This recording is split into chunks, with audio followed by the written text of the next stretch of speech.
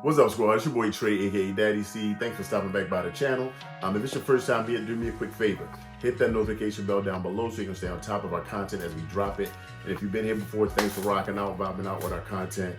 We appreciate all the support, all the conversations, and DMs here on socials as well at Real Daddy C. Appreciate y'all locking in and vibing out.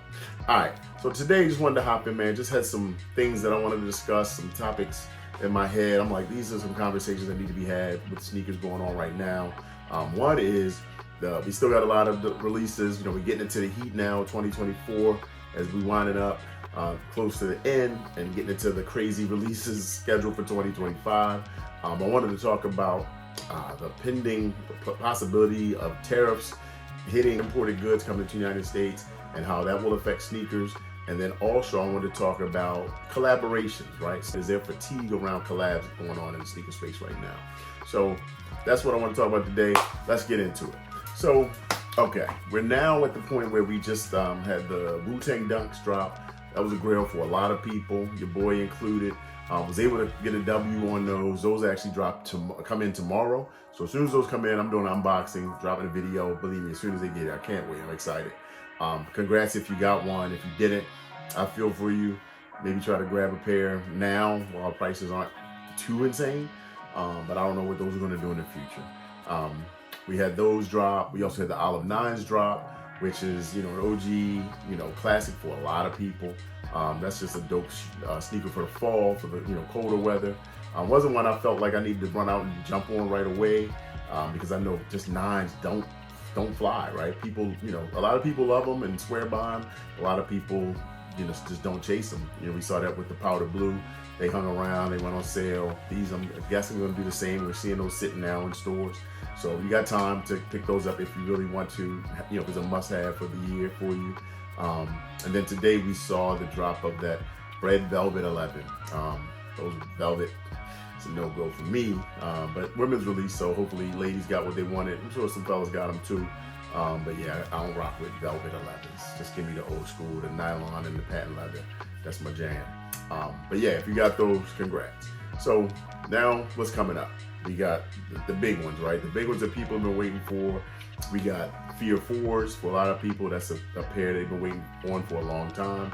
I've always loved Fear 4s, and I didn't get them back in the day.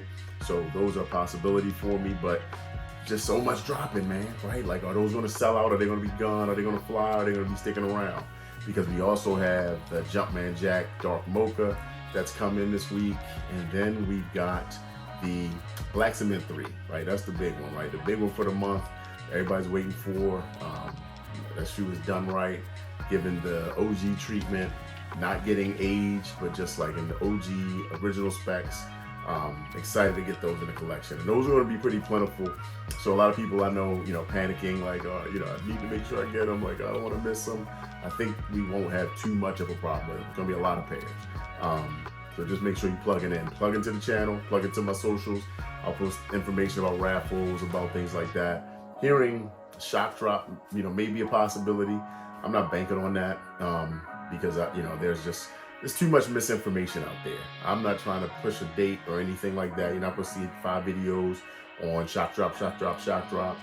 If it happens, plug into the IG. I'll throw something in the community tab here on YouTube as soon as I have information about that. So yeah, and then 2025, y'all, is going crazy. We got a million more pairs coming next year. Things just keep confirming and confirming and confirming.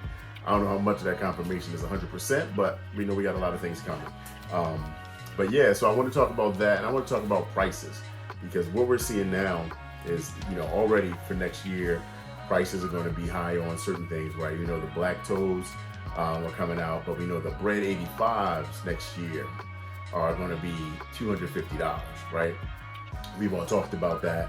I've heard that, Kobe sneakers, they're talking about raising those another $10 because they've been about $190. So now Kobe's going to be $200, which, like, man, it's like the Kobe sneakers, typically none of them are even leather, right? There's all nylon and vinyl and things like that, but $200. But, they know they got us here and here. So, people complain about it, but people going to pay it anyway. So my suggestion is just be selective, right? Be selective. I know it's so much on the plate. You want to circle everything, circle it all.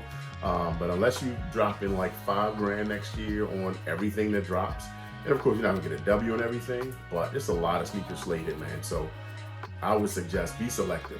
Have like a tier system. These are the musts. These are the nice to haves. These are the cool to haves, right? And then kind of play accordingly.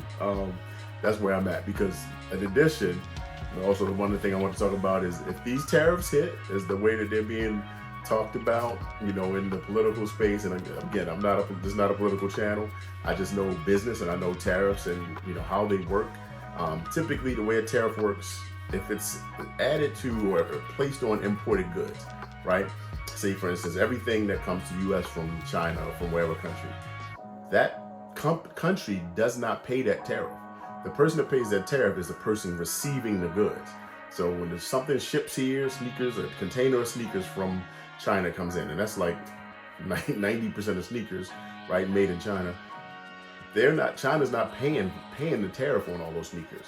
So when whoever receives them at the port, right, that person, that company, whoever that entity is, pays the tariff for those goods, right? Clears customs, tariff gets paid, applied, all of that stuff. And then, so now if you're Foot Locker, if you're Dick's Sporting Goods, if you're whoever, and you get X shipment from your distributor or whatever, now the price of you to receive and have those goods, your wholesale cost went up. And I'll just say, man, they're not in the business to lose money. They're going to pass that charge, that added fee, to the consumer. So ultimately, we're going to be paying and charge more for those sneakers that we say we want. So what do? And again, like I said, it's not a political channel, but I'm just trying to tell you the things and the way that things have been positioned in political speeches is not necessarily what happens. We know that. Things get made on the promises get made on the campaign trail all the time from all kinds of politicians from all across the spectrum. But the reality in applying that is just, not necessarily the case. But I'm not getting into all of that. I'm just trying to tell y'all that if they happen the way that they're talking about happening, sneaker price is going to go up even more than just the initial, retailer or brand increases, right? So what are you going to do? Again, have some type of system, prioritize, be selective, so on and so forth. And then the last thing, again, I was going to talk about is collaborator fatigue, right? Are we tired of collabs? We see collabs from, Nina Chanel, we see collabs from Alma we see the collabs from across the board, right? Ambush, you see the name it, Cactus Plant Flea Market. And we know Alma is a big one to me because they're one of my favorites. And I got a lot of their products that, they developed with Jordan Brand. Though we know, and there's been a lot of backlash or a lot of negative kind of feedback on, they're doing the same thing over and over again on different shoes. The color palette still, it's like they're not doing anything new. And we see those shoes sitting, right? I'm on my year 3s, I'm on my year 4s. The Air Max 95, I know a lot of people didn't chase those. They did do some different silhouettes with the Jordan 39, was it 38? They still have the While You Were Sleeping, right? Still got the Converse, you got an Air Force One that's out there that we haven't seen yet. But people were complaining about those things. And I just, just trying to understand, because people say they keep doing the same thing over and over again, the luxury detailing, which I love. I mean, the shoes are comfortable, they look great, they're like a designer touch. But then you look on the flip side and you see another Jordan's biggest collaborator, biggest name signed to Jordan Brand's Travis Scott, right? Now, is he doing anything earth-shattering, groundbreaking with the Jordan 1 low besides a backward swoosh? And I'm not knocking them. I mean, I love Travis lows. They're dope.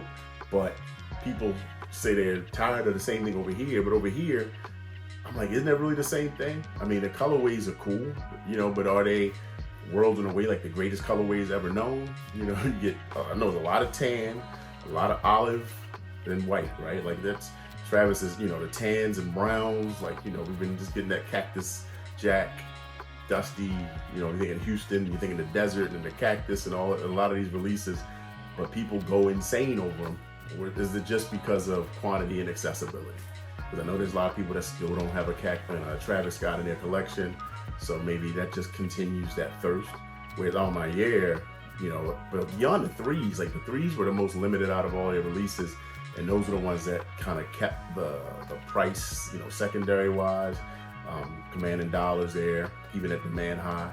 And then the other ones they made more accessible, and it's like they kind of suffered for it. So I don't know, man. I'm just talking here, but I know sneakerheads. I always say, the hardest people in the world to please. People say, make more sneakers. Okay, we made more sneakers. Now people don't want them because they're too accessible. And then people get a Travis Scott where it's hard to get, and then people mad at Travis, like, why don't they just make more Travis sneakers? And it's because if we make more, then y'all won't complain because now everybody can get them. I saw a post the other day and they said Travis was now the new Panda Dunk.